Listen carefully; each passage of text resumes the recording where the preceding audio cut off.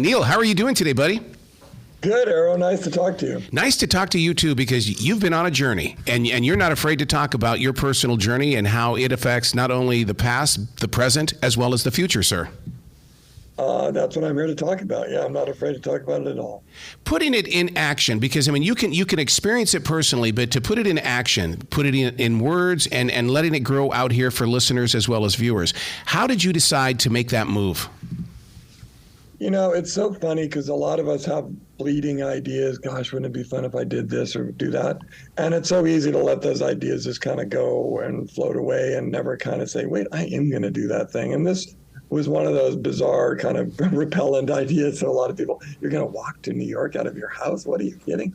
And I just kind of over time fell in love with it and fleshed it out, really studied what it would be, where I would go, what I would want to see, what precise route I would take, kind of why and when exactly I would do it. And as I developed and nurtured the idea, I then walked out the door at the end of March of 2021. And it was just a really extraordinary experience, unlike anything really I've ever had. And I've traveled all over the world. And, you know, one of the things I want to do to your folks in North Carolina or anywhere else is recommend something similar, because it can be really transformative and amazing. You're absolutely right about that, because I thought I knew everything about North Carolina until I got an RV, and all of a sudden I started getting into state parks and taking those long walks and going into, even where the ex-presidents used to live. You go and you listen to the lay of the land, and you find out more than a book can even publish.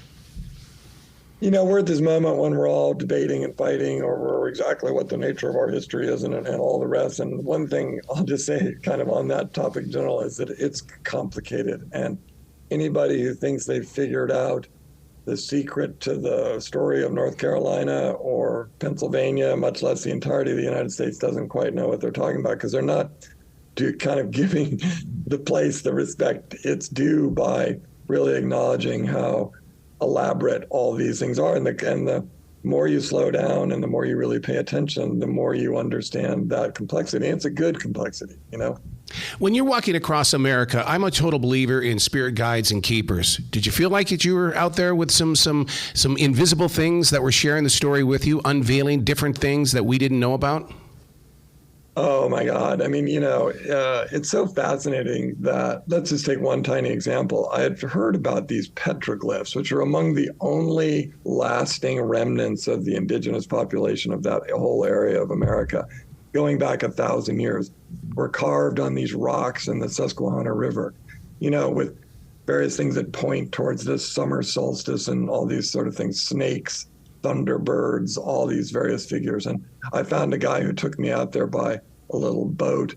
And Easter afternoon, we stood on these rocks and examined these things. And it was such a kind of revelation. And one of them was a walking man, a form of a walking man that someone had carved, 1,200 years ago. And that walking man spoke to me, another walking man. And it was just, and then when I moved on from there, I would show pictures to people of these rocks, and they'd say, oh, I'd heard about those, but, I've never gone to see them. I've never had the time to do it. It's like, yeah, you do.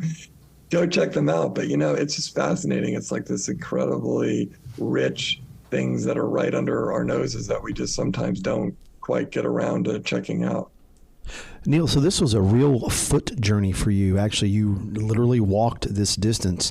What did you do for support? I'm curious of your daily activity, your nightly activity, food. How did you plan ahead for this? That's a good question. It's really important to do that planning. And when you're walking, any of us, when we're in a car, we're like, oh, it's only 5 miles over there. Let's boom, you're there. When you're walking, that's an hour and a half, right? So, you have to know where you're going to sleep, and I did. I worked that out. It's not easy. I stayed in a lot of, places above people's garages and whatnot that they were letting out on Airbnb or whatever. I stayed in some, motels and inns, but I wasn't camping. I had very light amount of stuff. I kept it super slim. I would wash things if I had to in the bathtub when I got there and just dry them overnight. I only had about 17 pounds on my back. I used the same pair of shoes. I left a lot of space every day for things to happen and stop and do some fishing or some whatever I wanted to do. But I always knew where I was going that day, because that's an important factor. You know, where you're going to end up at night and what bed you're going to slip into is a nice thing to know. Neil, I have to say, when I first heard your story, it sounded like an urban Appalachian trail. In North Carolina, we've got these beautiful Smoky Mountains, and people go and play and have that journey in a different way. But you definitely took that, in the urban fashion. I'm curious, in all your success and everything you've done, there's so many of us in this country that we're too busy. We don't want to stop what we're doing. We want to stop the train. How did you find that place to slow it down and to get on this journey to take those steps? I kind of forced myself. I fully acknowledge, people are like, well, how am I going to take a month off of work or even be able to afford the Airbnbs along the way? And that's a completely legitimate question. But, one of the things I write about, I talk a little bit about in the book, is what I call seams, that we all have these seams in our lives. Sometimes they're not that welcome. My seam was kind of that I had an illness, a cancer that I had to deal with. And by the time I came out the other end, I was like, okay, you know what? I'm going to take this moment no matter what, and I'm going to do this thing. And, you lose your job, you're moving between states, you come out of the Army, you graduate from college, you have like a little opening of freedom. Those are really great moments to seize and say, you know what? I'm going to hike the Appalachian Trail, or I'm going to do a ramble like that guy did out of my front door. That's one way to gain your own little freedom, is to use the little openings that exist. Maybe it's even, you get divorced or something. It's just something that kind of breaks the orderly passage of time, and you say, you know what, I'm going to take this moment and do this thing. I would defy anybody to really be able to prove that they're just unable to do it unless physically they're unable to do it. You can find your freedoms. I take a transition walk through a forest every day because I believe that we should be learning through our transitions. You taking this walk, what did you learn on your transition? I don't know if this is something that everybody taps into, but I found just like these kind of amazing reservoirs of awe and outright joy, just for reasons that were hard to sometimes explain as to why I suddenly just felt joyful walking along a road. But I think that's in all of us, I hope. It's a matter of kind of unleashing it. And a lot of it is a matter of just simplifying and not allowing yourself to be so incredibly distracted by the phone in your hand or the car whizzing down the highway or whatever, and just taking the time to see the things that are out there. In this case, because I walked literally through a spring, I kind of followed a spring north. And that was something I've never done. I've seen, many, many decades worth of springs, and I'd never really just paid close attention to one, watching how it unfurls, which trees blossom first, the whole of it. And that in itself is just so amazing. And really, it kind of just opens you up to certain, kindnesses and it just makes you more attentive. It just makes you a better person. Neil, you led right into my question there, is how easy was it for you to disconnect from technology and disconnect from the world? Seems we're all glued to that cell phone now, and obviously you as a journalist for as many years you've been, and the fast pace of that. How easy was it for you on your journey to disconnect, both early in the journey and late in the journey? I'm sure later it was probably easier because you had gotten used to it, but how easy did you find it to unplug? I found it pretty, in the end, I never had any desire to listen to a podcast or listen to music in my earbuds. And the walk itself, my thoughts about what I was seeing was all so entertaining. I didn't need anything else to distract me.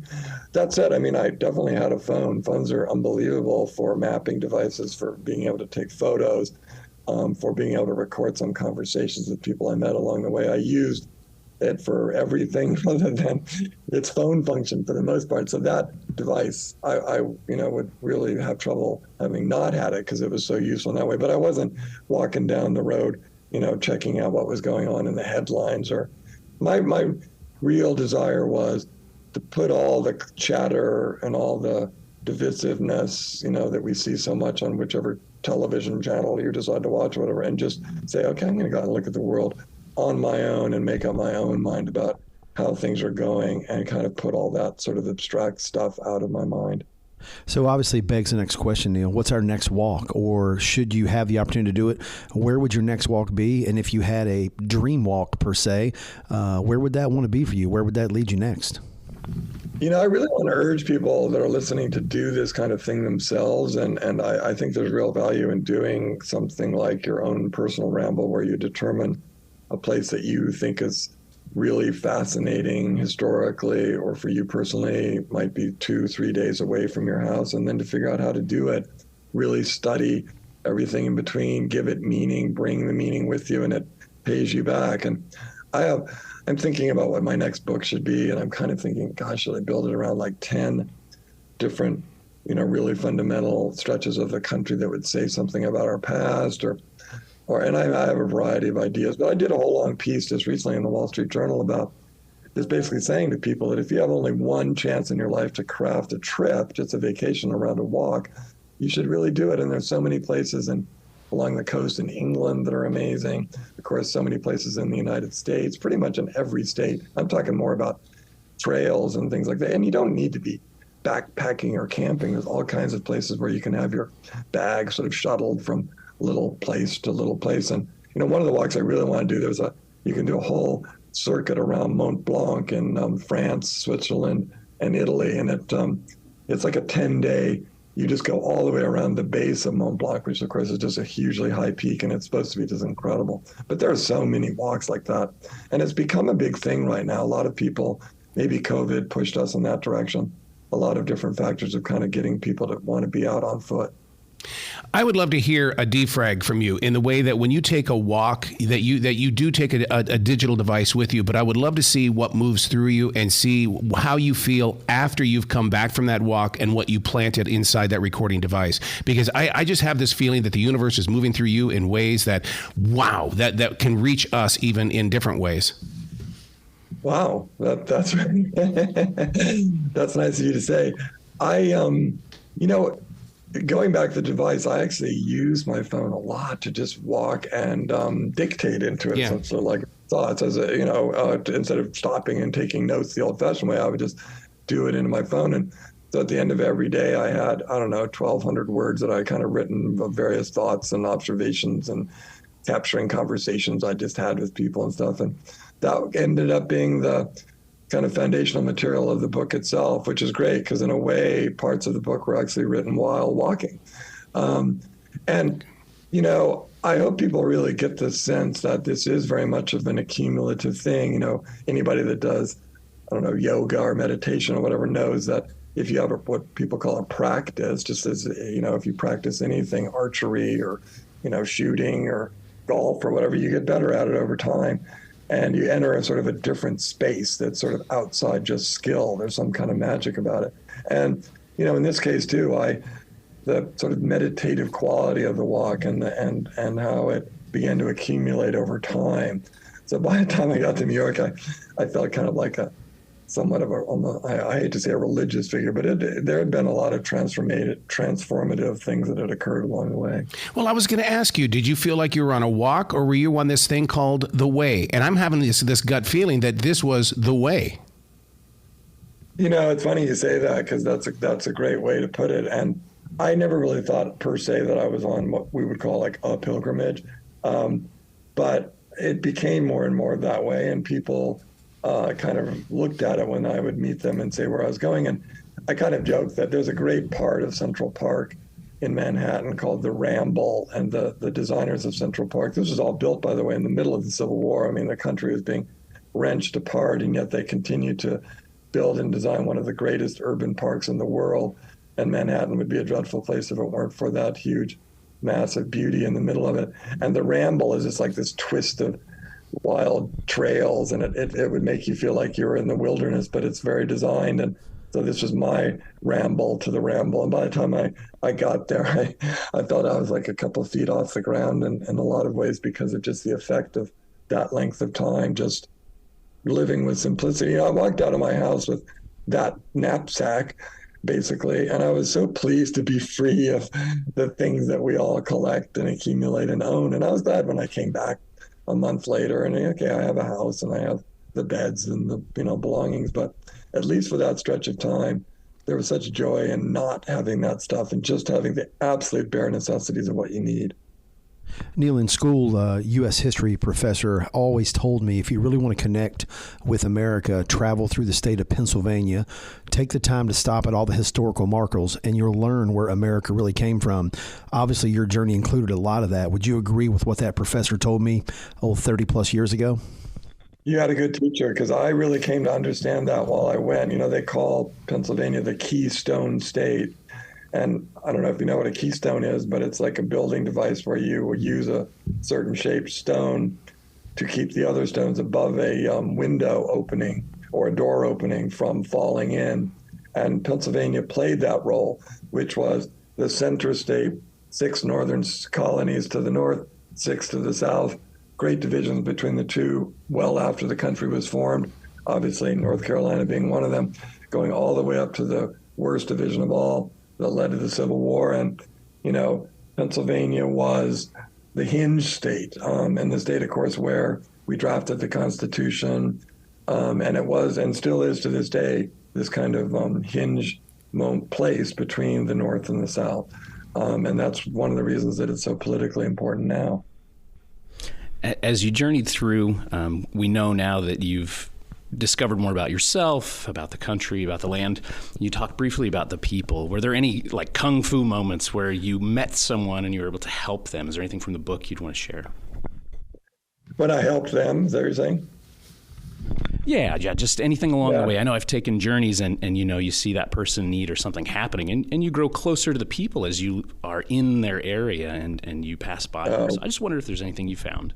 You know, one of the great moments, it was actually on the second day I'm walking along and I had to get diverted off this road because there was a bridge I couldn't really cross as a pedestrian. And I came down this little country lane. I met this older couple and we got to talking and they told me, I said where I was going, and they said, "You're going to that town? This is like a week away." They said, "We know some people there. We used to live there, but we don't know how they're doing." And I said, "Well, then, okay, great. Tell me where they are, and I will look them up. I'll tell them they're doing well." And I became like a messenger on their behalf. They were all Mennonites, and they hadn't communicated. They don't really do email and things like that. And so a week later, I go up Crooked Lane, which I'm not making up. It really was called that. And I met the Hoovers, and I passed along the best regards from the herders.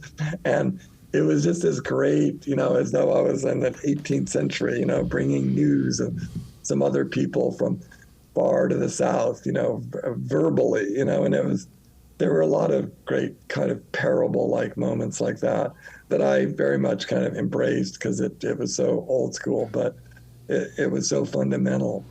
And it really was those kind of things that gave the walk and the book a lot of magic, I have to say. When you walked toward those battlefields, when did you turn off the tourist and became the student? Oh, man, I was a student all along. There you go. Well, yeah, Valley Forge was not, as you know, a battlefield. It was where the Continental Army went to reconnoiter and try to get its act together after a brutal series of losses against the British. And, you know, they had no shoes and they were bad at everything. And they were a ragtag group, you know, camping out in the woods in 1777, 1778. And I went there. I met a historian who had written a whole book about not that winter, but when we decided to care about that winter. And it took us like a century as a nation, really, to say, that winter that our folks suffered through, George Washington, et cetera, that was a really emblematic moment of persistence and perseverance and toughing it out. And it became a kind of national symbol. And that was just so interesting to me, how we can decide long after the fact that something means something to us and then sort of turn it into a symbol of that thing. And so that, you know, the whole day I spent at Valley Forge was all about kind of poking around in that area of thought and the what it is we remember and how it is we remember it. Neil, where can listeners go to find out more about you? Because there's a lot of you that we can't get in just 20 minutes. And I want people to hook up with you, connect with you, and begin a walking journey themselves. Yeah, I appreciate that. So my website is neilking, neilkingjr.com, which is all about the book. I, of course, urge people to go out and get the book at their bookstore or Amazon or whatever. American Ramble, A Walk of Memory and Renewal, it's called. It just came out yesterday. And I'm on Twitter, nking of DC. And, you know, I'm very open to engage with folks. And I've already gotten a lot of notes on Twitter of people wanting to head out the door and all that kind of thing. I do think this book is going to be inspirational in that way, just kind of opening a small door on looking at the country in a different way, in a more forgiving way, in a more sort of optimistic, upbeat, sort of slower way, and doing it justice. God, I love where your heart is. Please come back to this show anytime in the future. The door's always going to be open for you, Neil. I would appreciate to do. I would love to do that, Errol. I really enjoyed our talk. Excellent. Will you be brilliant today, okay, sir? Okay, thank you. You take care.